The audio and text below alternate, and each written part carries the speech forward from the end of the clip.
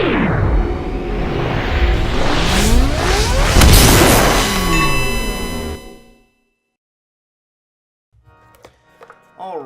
hello, and welcome to my yearly episode of anything on the channel, because I never ever do anything, but I wanna change that, and so I'm gonna make you an empty promise that I'm gonna do more videos, and I won't, because I never have time to do so. However, this came in for me just the other day, and I thought it might be important to talk with you guys about. This is the new HD link cable for PlayStation 2. We're gonna start stocking these. I ordered mine from Limited Run Games to try them out to see how they work. And if they're good, we'll start stocking these in store. I believe they're going to be $29.95 a piece, so we should be good to go. Testing this guy out says compatible with PS1 and the PS1 console. We're going to be testing on an actual modded PS2 today. Uses high definition RGB signal, upscales to 720p. So it's not going to like actually re-render the game's graphics, but upscale it to a point where a TV is comfortable displaying it. If that makes sense. So, you know, games will not be like on an emulator that's running them at a higher resolution, like on polygons or anything like that. It'll just clean it up to make sure that a TV can comfortably recognize the 720p signal. Okay, cool. Oh, interesting, down here, disclaimer, games that output higher resolutions will be forced to 720p. So, if you have a game that runs higher, Gran Turismo 4, or Contra Shattered Soldier, no. Enter the Matrix. Contra Shattered Soldier is the one we're going to be doing today. This is the game that I have set up for you guys. That will be... Okay. I see. Okay. So there's a handful of PS2 games that do actually run at a higher resolution than 720p, but not very many.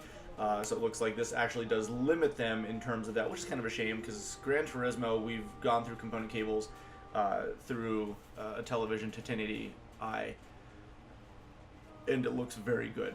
I mean, it's a car game. There's not a lot of animation. It's basically rendering, you know, stationary objects essentially. So, but nonetheless, it looks very good. So yeah, let's go ahead and try this out and see how it functions. All right, so let's go ahead and get into everything.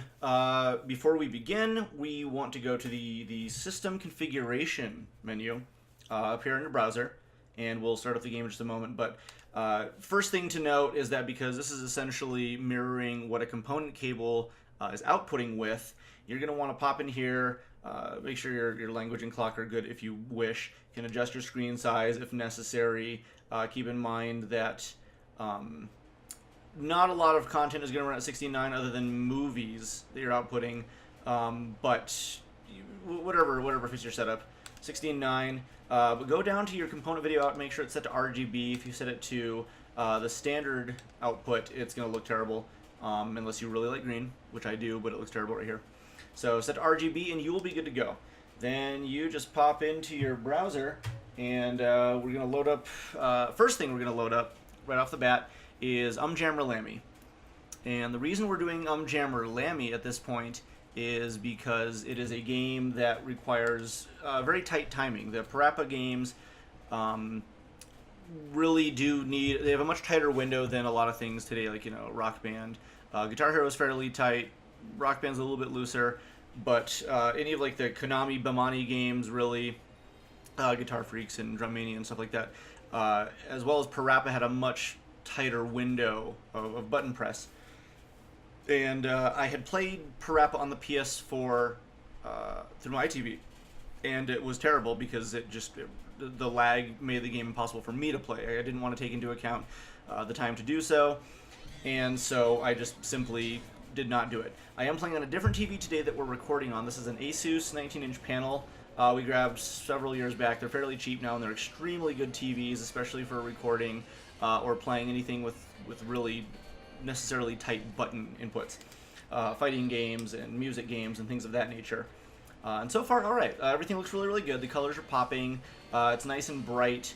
I have used adapters in the past, most notably one for the Wii that actually really dimmed the picture, and I was trying to play Metal Gear Solid Twin Snakes, and it simply couldn't happen because the game was just way too dark. You couldn't navigate through certain areas. That said, we have another game coming up next that I wanted to try that is a little bit darker, and we'll see how that functions. But today we're starting with a PS1 game. I'm Jammer Lammy. I'm not that great at it, but whatever. Or I used to be. I don't know if I am anymore. Doesn't matter. We're going to go ahead and try this and see how it works. Okay.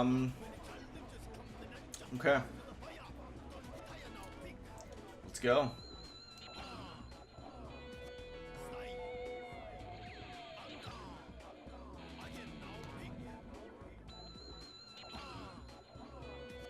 Okay, so the timing is actually so good that it feels like what a CRT would demand. So actually we're really good right here because I was like a millisecond off earlier and it still was like, no, you can't do that. Chop Master Onion seems pretty pleased with the performance so far. I'm pretty pleased with the performance so far. And with that, we're going to get ready here to try a different game because everything looks great here. PS1 sounds fantastic. Looks fantastic, and let's go ahead and do Contra Shattered Soldier. Okay, so my I had several attempts of recording Contra with the volume either too high or something didn't go right, didn't record at all. So I don't have any footage of it. Unfortunately, my PS2, I'm sorry, is just not cooperating right now, so I got to see if I can go get that fixed, cleaned up. I'm going to pop it open, do the whole thing, but not right now. I'll do that later. Long story short, though, as I did get a chance to check it out and make sure it worked and looked good and the button functionality was good, this thing is great. If you are looking to snag something that will really help your PS2 function on a newer TV, it's a good way to go. The price isn't too high. It is a high quality little box. You just got to make sure again that you've got a little micro USB connector place for it to plug into either through the wall or a USB port that's open, as the adapter here does require that. HDMI cable will come straight out of it.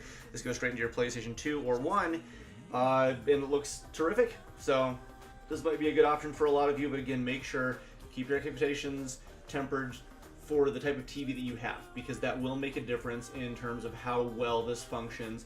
Most games you're probably going to be fine on, but it's something, again, with a really tight timing window, certain TVs will be better than others. So just keep that in mind. Yeah, I believe $29.95 is the normal MSRP on these things. When we get them in, they're going to be $34.95 to account for the shipping and redistribution costs, essentially.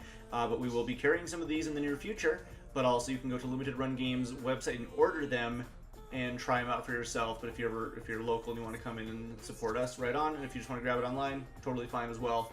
But yeah, so far so good, and it's nice to see a lot of these adapters becoming readily more available for classic systems to work in the more modern era.